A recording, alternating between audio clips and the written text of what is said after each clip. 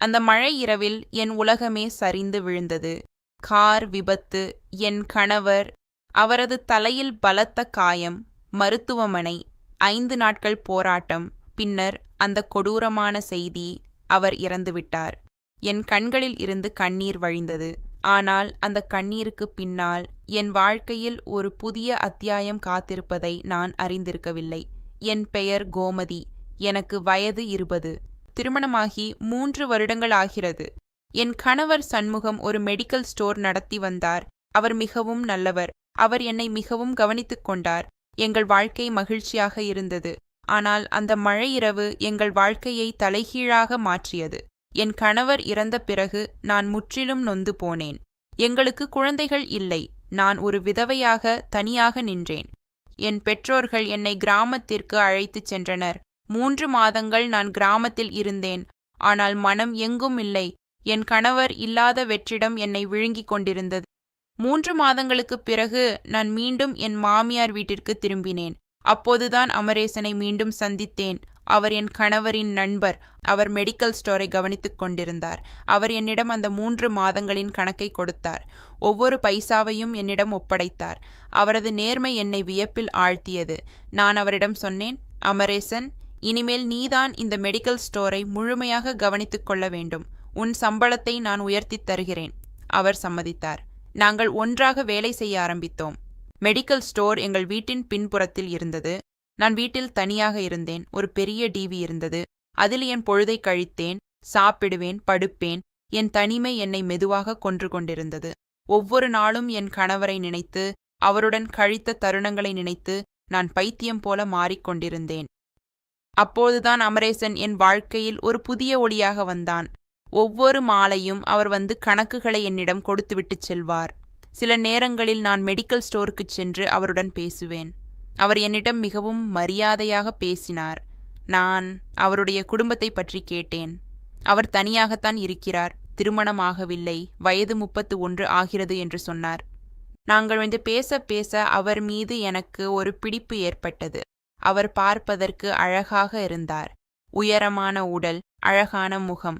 அவரது குணமோ மிகவும் நேர்மையானது. நான் மெல்ல மெல்ல என் கணவரின் மரண துக்கத்திலிருந்து மீள ஆரம்பித்தேன். ஒரு நாள் எனக்கு திடீரென்று அதிக காய்ச்சல் வந்தது. மருந்துகள் எடுத்தும் காய்ச்சல் குறையவில்லை. அன்று மாலை அமரேசன் கணக்குகளை கொடுக்க வீட்டிற்கு வந்தான்.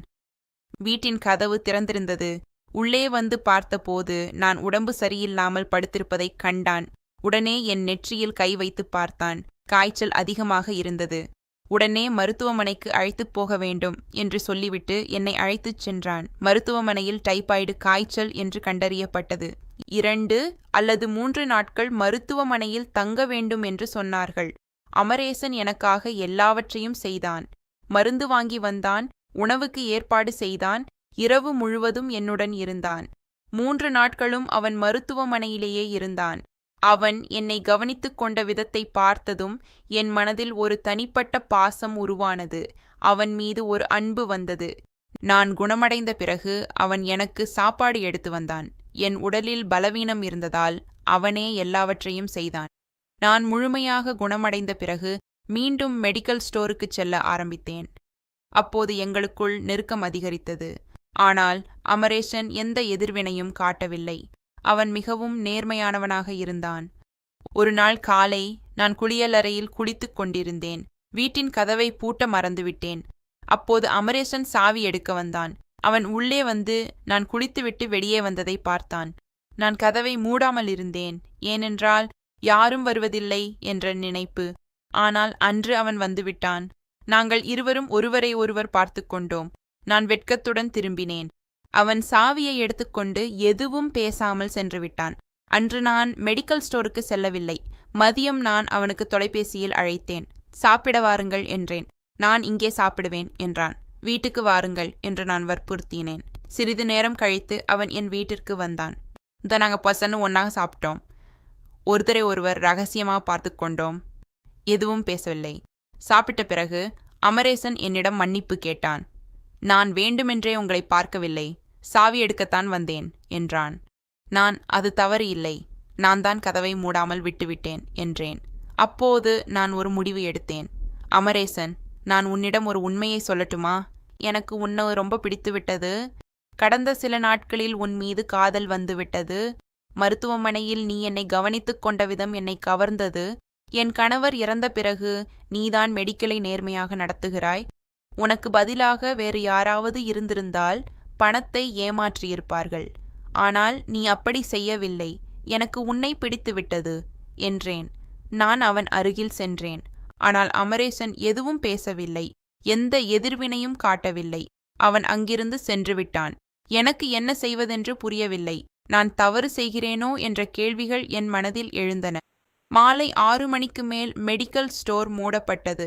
அமரேசன் சாவியை எடுக்க வீட்டிற்கு வந்தான். வீட்டின் கதவு சற்று திறந்திருந்தது. அவன் உள்ளே வந்தான். நான் அதை கவனிக்கவில்லை. அவன் என்னை தேடி என் அறைக்கு வந்தான். கோமதி என்று கூப்பிட்டான். நான் அவனை பார்த்தேன். அவன் என் அருகில் வந்து அமர்ந்தான். இப்போது நான் நடந்து கொண்ட விதம் தவறு. ஆனால் எனக்கு உன்னை பிடித்துவிட்டது என்றான்.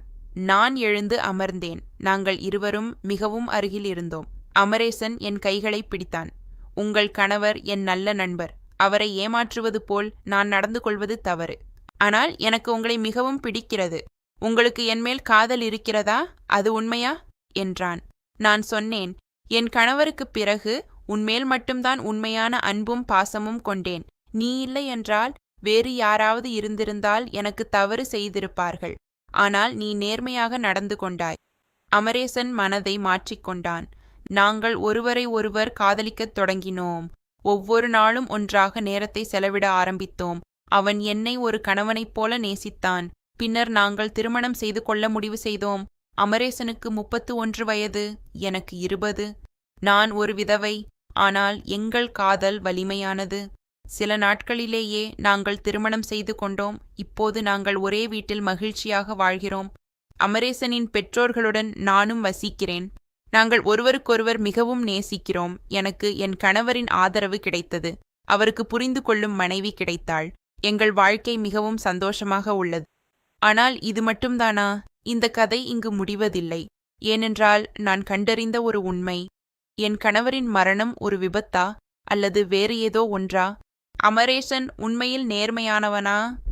இந்த கேள்விகள் என்னை தொடர்ந்து வேதனைப்படுத்துகின்றன. ஒரு நாள் தற்செயலாக நான் அமரேசன் பேசிய தொலைபேசி உரையாடலை கேட்டேன். அதில் அவன் யாரோ ஒருவரிடம் அவள் கணவனை நாங்கள் திட்டமிட்டுதான் அகற்றினோம் என்று சொன்னான். அந்த வார்த்தை கேட்டதும் என் உடல் சிலிர்த்துப் போனது. என் கணவரின் மரணம் விபத்து இல்லையா? அமரேசன் என் காதலன், என் கணவன். உழந்த என் மோல் கணவரும் கொலை பண்ணானா? இந்த கேள்விகள் என்னை வாட்டுகின்றன. நான் என்ன செய்வேன்? அவனை எதிர்கொள்வேனா அல்லது இதை மறைத்து வாழ்வேனா? அந்த தொலைபேசி உரையாடல் என் காதுகளில் இன்னும் ஒலித்துக் கொண்டிருக்கிறது. அவள் கணவனை நாங்கள் திட்டமிட்டுதான் அகற்றினோம். இந்த வார்த்தைகள் என் மூளையை சுழற்றின. என் கணவர் சண்முகம் விபத்தில் இறந்ததாக நினைத்தேன். ஆனால் இப்போது அது ஒரு கொலை என்று தெரிகிறது. அமரேசன் என் காதலன், என் தற்போதைய கணவன். அவன்தானா இதுக்கு காரணம்? நான் அந்த உரையாடலை முழுமையாக கேட்க முடிவு செய்தேன். மறுநாள் அமரேசன் மெடிக்கல் ஸ்டோரில் வேலை செய்யும்போது நான் அவனுடைய தொலைபேசியை சரிபார்த்தேன். ஆனால் அவன் அழைப்பு வரலாற்றை அழித்துவிட்டான். எந்த ஆதாரமும் இல்லை. நான் நேரடியாக அவனிடம் கேட்கலாமா? கூடாது. அவனுக்கு தெரிந்தால் அவன் என்ன செய்வான்? எனக்கு ஒரு விஷயம் புரிந்தது. நான் அவனை நம்பினேன். நான் அவனை காதலித்தேன். நான் அவனை திருமணம் செய்து கொண்டேன். ஆனால் அவன் என் முதல் கணவரின் கொலைக்கு காரணமா? இதை நான் எப்படி ஏற்றுக்கொள்வது? நான் என்ன செய்வது என்று யோசித்துக் கொண்டிருந்தேன். என் மனம் ஒரு போர்க்களமாக மாறியது. ஒரு புறம் என் காதல், மறுபுறம் என் முதல் கணவனுக்கு நீதி. நான் யாரை தேர்வு செய்வேன்? அப்போது எனக்கு ஒரு யோசனை வந்தது. நான் அமரேசனிடம் சாதாரணமாக பேச ஆரம்பித்தேன். அமரேசன், என் கணவர் இறந்த அந்த நாளை பற்றி சொல்லும்மா. நீங்கள் இருவரும் மதுரைக்கு மருந்து வாங்க சென்றிருந்தீர்களா என்று கேட்டேன். அவன் முகம் சற்று மாறியது. ஆனால் உடனே சாதாரணமாக்கிக் கொண்டான். ஆமாம், நாங்கள் மருந்து வாங்க சென்றோம். திரும்பும் வழியில் மழை, இருட்டு, பின்னர் விபத்து. அதுதான் நடந்தது என்றான். அப்படியா? விபத்து எப்படி நடந்தது? காரை யார் ஓட்டினார்கள் என்று கேட்டேன். உங்கள் கணவர்தான் ஓட்டினார். நான் பக்கத்தில் இருந்தேன். திடீரென்று ஒரு லாரி வந்தது. எங்களால் தவிர்க்க முடியவில்லை என்றான். ஆனால் ஃபீல் அவன் கண்களில் உண்மையை சொல்லவில்லை. அவன் பேசும்போது அவன் கைவிரல்கள் நடுங்கின.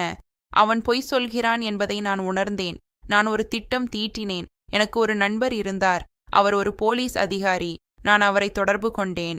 என் கணவரின் மரணம் விபத்து இல்லை, அது கொலை என்று நான் நினைக்கிறேன் என்று சொன்னேன். அவர் வழக்கை மீண்டும் திறக்க ஒப்புக்கொண்டார். இதற்கிடையில் நான் அமரேசனின் நடத்தையை கவனிக்க ஆரம்பித்தேன். அவன் என்னை விட அதிகமாக மெடிக்கல் ஸ்டோரில் கவனம் செலுத்த ஆரம்பித்தான். அவன் இரவு நேரங்களில் அடிக்கடி வெளியே சென்றான். அவனிடம் என்ன நடக்கிறது என்று எனக்கு புரியவில்லை. ஒரு நாள் நான் அவனை பின்தொடர்ந்தேன். அவன் ஒரு தனிமையான இடத்திற்குச் சென்றான். அங்கு ஒரு மனிதன் அவனுக்காக காத்திருந்தான். அவர்கள் இருவரும் ஏதோ பேசிக் கொண்டிருந்தனர். நான் மறைவில் இருந்து கேட்டேன். எல்லாம் சரியாகப் போகுதா? அந்த பொண்ணுக்கு ஏதாவது சந்தேகம் வந்துடுச்சா என்று அந்த மனிதன் கேட்டான். இல்ல, அவளுக்கு ஒன்றும் தெரியாது. நான் அவளை கட்டுப்பாட்டில் வைத்திருக்கிறேன் என்றான் அமரேசன். அந்த வார்த்தைகள் கேட்டதும் என் உடல் குளிர்ந்தது. நான் திரும்பி வீட்டிற்கு வந்தேன். என் கணவரை நான் தவறாக நினைத்தேனா? இல்லை, அவன் ஒரு கொலைகாரன். அடுத்த நாள் நான் போலீஸ் அதிகாரியை சந்தித்தேன். எனக்கு ஆதாரம் வேண்டும், அவன் ஒப்புக்கொள்ளும்படி செய்ய வேண்டும் என்றேன். போலீஸ் அதிகாரி ஒரு திட்டம் வைத்தார். நான் அமரேசனிடம் உண்மையை சொல்லும்படி கேட்க வேண்டும், அதை ரகசியமாக பதிவு செய்ய வேண்டும். ஒரு இரவு நான் அமரேசனிடம் சொன்னேன், அமரேசன், நான் உன்னை மிகவும் நேசிக்கிறேன். ஆனால் என் மனதில் ஒரு கேள்வி இருக்கிறது. என் முதல் கணவரின் மரணம் உண்மையில் விபத்தா? சொல்லும்மா, நான் ஒப்புக்கொள்வேன். நீ என்ன செய்தாலும் நான் உன்னை விட்டு விலக மாட்டேன் என்றேன். அமரேசன் என்னை பார்த்தான். அவன் கண்களில் ஒரு போராட்டம் இருந்தது. ஆமாம் கோமதி, அது விபத்து இல்லை. நான் திட்டமிட்டேன். நான் உன்னை விரும்பினேன். அவரை அகற்றினால் நான் உன்னை பெற முடியும் என்று நினைத்தேன். நான் லாரியை ஏற்பாடு செய்தேன். விபத்து போல் தோன்றும்படி செய்தேன். என்னை மன்னித்துவிடு என்றான். அந்த வார்த்தைகள் என் இதயத்தை பிளந்தன. என் கணவரை அவன் கொன்றான். அவனுடைய காதலுக்காக. நான் என்ன பதில் சொல்வது? என் கண்களில் கண்ணீர் வந்தது. ஆனால் நான் அவனை மன்னிக்கவில்லை. நான் அங்கிருந்து வெளியேறினேன். மறுநாள் போலீஸ் அமரேசனை கைது செய்தது. அவனுடைய ஒப்புதல் வாக்குமூலம் பதிவு செய்யப்பட்டது. அவனுக்கு எதிராக வழக்கு தொடரப்பட்டது. கோர்ட் விசாரணையில் அமரேசன் தான் செய்த தவறை ஒப்புக்கொண்டான். ஆனால் அவன் என்னிடம் மன்னிப்பு கேட்டான். கோமதி, நான் உன்னை காதலித்தேன். அதனால்தான் இதை செய்தேன். என்னை மன்னித்துவிடு என்றான். நான் அமைதியாக அவனை பார்த்தேன். நீ என் முதல் கணவரை கொன்றாய். நீ என் காதலை வென்றதற்காக இதை செய்தாய். ஆனால் நீ உண்மையில் காதலித்தால் நீ இதை செய்திருக்க மாட்டாய். உண்மையான காதல் ஒருபோதும் கொலைக்கு வழிவகுக்காது என்றேன். அமரேசனுக்கு ஆயுள் தண்டனை கிடைத்தது. அவன் சிறையில் இருக்கிறான். நான் இப்போது தனியாக இருக்கிறேன். என் முதல் கணவரை நான் இழந்தேன். என் இரண்டாவது கணவனும் இப்போது இல்லை. ஆனால் எனக்கு ஒரு விடுதலை கிடைத்தது. உண்மை கிடைத்தது. நான் இப்போது மெடிக்கல் ஸ்டோரை தனியாக நடத்துகிறேன். என்னை நானே சார்ந்திருக்கிறேன். ஆனால் எனக்கு ஒரு கேள்வி இன்னும் இருக்கிறது. நான் அமரேசனை மன்னிக்க வேண்டுமா இல்லையா? இது ஒரு பெரிய கேள்வி. சில நாட்களுக்கு முன்பு சிறையில் இருந்து அமரேசன் எனக்கு ஒரு கடிதம் எழுதினான். கோமதி, நான் மனந்திருந்தினேன். நான் ஒரு முட்டாள். உன்னை நான் இழக்க நேரிட்டது. என் வாழ்க்கையை நான் இழக்க நேரிட்டது. ஆனால் ஒரு விஷயம் உண்மை. நான் உன்னை மிகும்ப காதலிச்சேன். என்னை மன்னித்துவிடு என்று எழுதியிருந்தான். நான் அந்த கடிதத்தை வாசித்தேன். என் கண்களில் கண்ணீர் வந்தது. நான் மன்னிப்பதா இல்லையா? ஒரு புறம் அவன் என்னை காதலித்தான். மறுபுறம் அவன் ஒரு கொலைகாரன். அவன் என் முதல் கணவனை கொன்றான். அவன் என் வாழ்க்கையை நாசமாக்கினான். நான் என்ன செய்வது? இதுதான் கேள்வி. நான் மன்னிக்க வேண்டுமா இல்லையா? நான் மன்னித்தால் அது என் முதல் கணவரின் ஆன்மாவிற்கு நியாயமா? நான் மன்னிக்காவிட்டால் என்னால் இந்த குற்ற உணர்வோடு வாழ முடியுமா? இதுதான் என் கதையின் முடிவு. இது ஒரு திறந்த முடிவு. நான் இன்னும் தீர்மானிக்கவில்லை. ஒவ்வொரு நாளும் நான் இந்த கேள்வியை எதிர்கொள்கிறேன். மன்னிப்பதா இல்லையா? நீங்கள் என்ன நினைக்கிறீர்கள்? நான் மன்னிக்க வேண்டுமா அல்லது அவனை மன்னிக்காமல் விட வேண்டுமா? உங்கள் கருத்தை சொல்லுங்கள். ஒன்று மட்டும் உறுதி, நான் இனி ஒருபோதும் எந்த ஒரு மனிதனையும் முழுமையாக நம்ப மாட்டேன். ஏனென்றால் காதல் ஒரு மாயை. அது உண்மையானதா பொய்யானதா என்பதை நாம் எப்போதும் அறிய முடியாது. இந்த கதை இங்கே முடிகிறது. ஆனால் என் வாழ்க்கை தொடர்கிறது. ஒவ்வொரு நாளும் நான் புதிய விஷயங்களை கற்றுக்கொள்கிறேன். நான் வலிமையானவள். நான் தனித்து நிற்கிறேன். ஏனென்றால் நான் ஒரு பெண். நான் சமாளிப்பேன். நன்றி.